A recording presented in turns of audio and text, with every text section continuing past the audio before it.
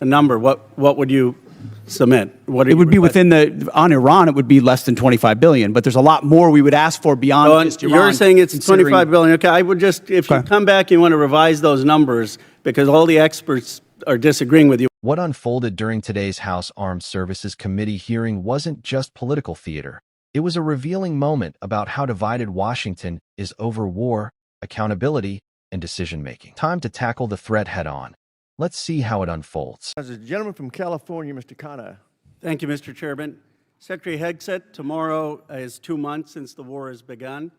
You've testified that it was $25 billion in cost in terms of the munitions we used and what we paid for it.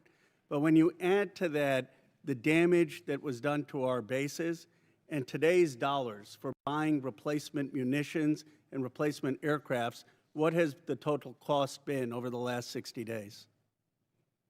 That number right now reflects the total cost that we're seeing. Including buying in today's dollars the new weapons and replacements and including the damage there? That's your testimony? If there's adjustments to that, I would defer to the comptroller on that. And how much are you seeing in terms of, are you asking in terms of supplemental funding just for the Iran mission from this committee? If and when a supplemental is submitted, how much? the majority of it would not just be for, But what would be the ballpark for Iran? Munitions related to the entirety Just of what number, we want to sir. get done. A number, what would you submit? It would be within on Iran, it would be less than 25 billion, but there's a lot more we would ask for beyond just Iran. You're saying it's 25 billion. Okay, I would just, if you come back, you want to revise those numbers because all the experts are disagreeing with you when it comes to today's dollars and damage, but you can revise it. How much did it cost American taxpayers in terms of the strike to the Iranian school where kids were killed? Do you have that number in terms of the missiles we used?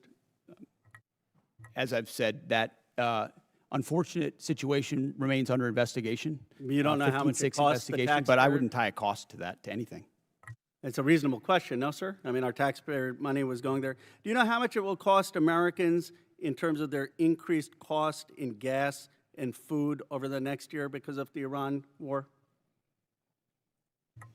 I would simply ask you what the cost is of an Iranian nuclear bomb. I'm going to give you that opportunity. I would simply ask you what you're playing gotcha questions about no, domestic things. I'm not. You're saying it's a gotcha question to ask what it's going to be in terms of the increased cost of gas. Why won't you answer what it costs to prevent Iran from getting a nuclear bomb? I give you that, sir. But let me. What would it cost? What would you pay to ensure Iran doesn't get a nuclear bomb?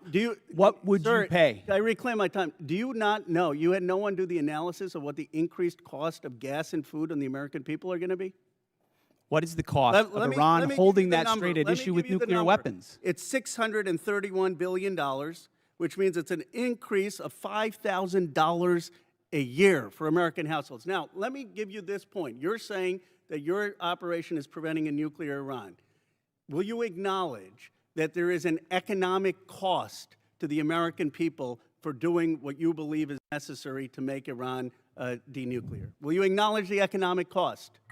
We have an incredible economic team that's managing this better than what the previous administration did to our economy, what the previous administration did with inflation, what the previous administration did with COVID, and you're going to lecture this administration about the economy? You know what is upsetting to me? Incredible. You didn't even do the analysis on how much it's costing the American people. It's one thing if you said, okay, it costs the American people $5,000, but we think it's worth it. That's what we've done in World War II and other wars. Here's what it costs. You got to pay for it. You don't even know what the average American is paying. You don't know what we paid in terms of the missiles that hit the Iranian school. You don't know what we're paying in terms of gas. You don't know what we're paying in terms of food. Your 25 billion number is totally off. It's the incompetence. It's the incompetence. Let me ask you this. Certainly maybe here we'll find agreement. There were still 440 pounds of low-enriched uranium, correct, when President Obama, after the JCPOA? Is that accurate? The amounts and types are classified. Okay. Will you acknowledge that there were 970 pounds of uranium enriched after Trump tore up the JCPOA? The JCPOA was a terrible deal that allowed Iran a path to a nuclear bomb.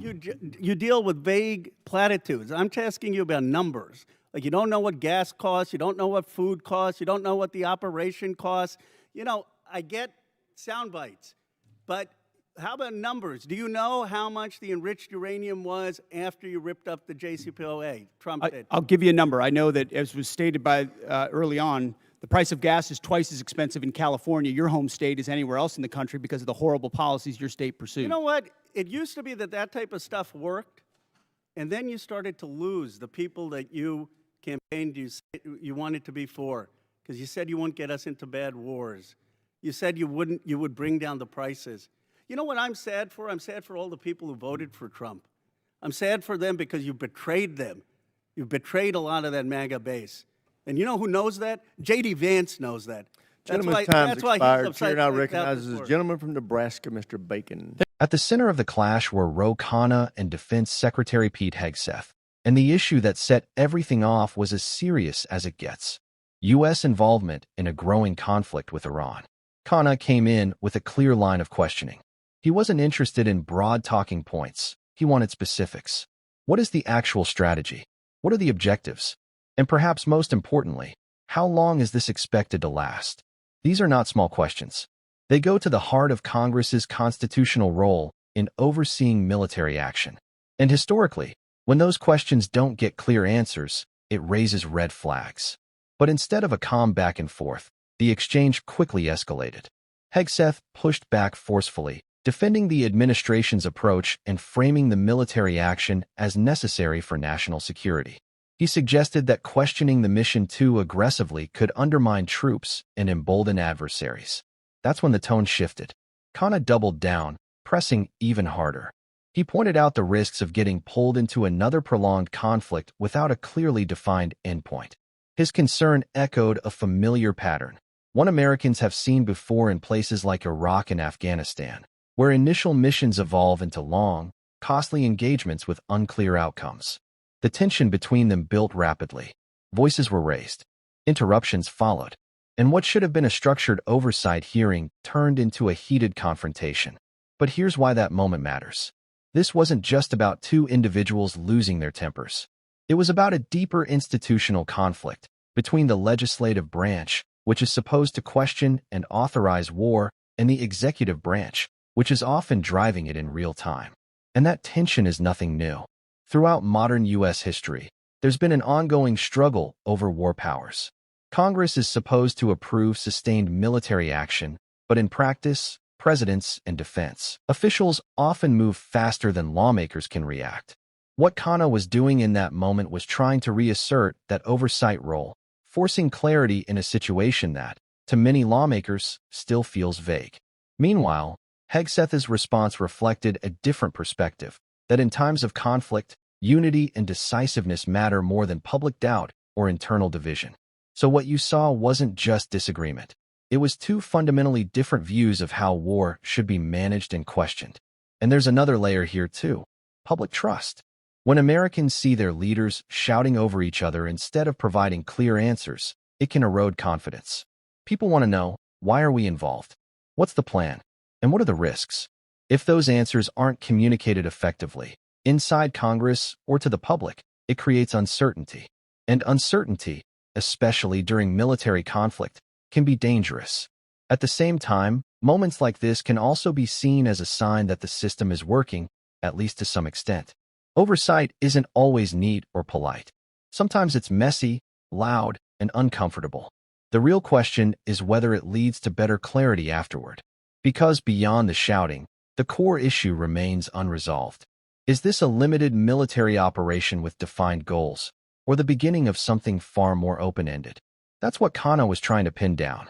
And based on how that exchange played out, it's clear that answer is still very much up for debate. Thanks for watching. If you enjoyed this video, make sure to subscribe to the channel so you don't miss our next content. Now let's dive into the next one.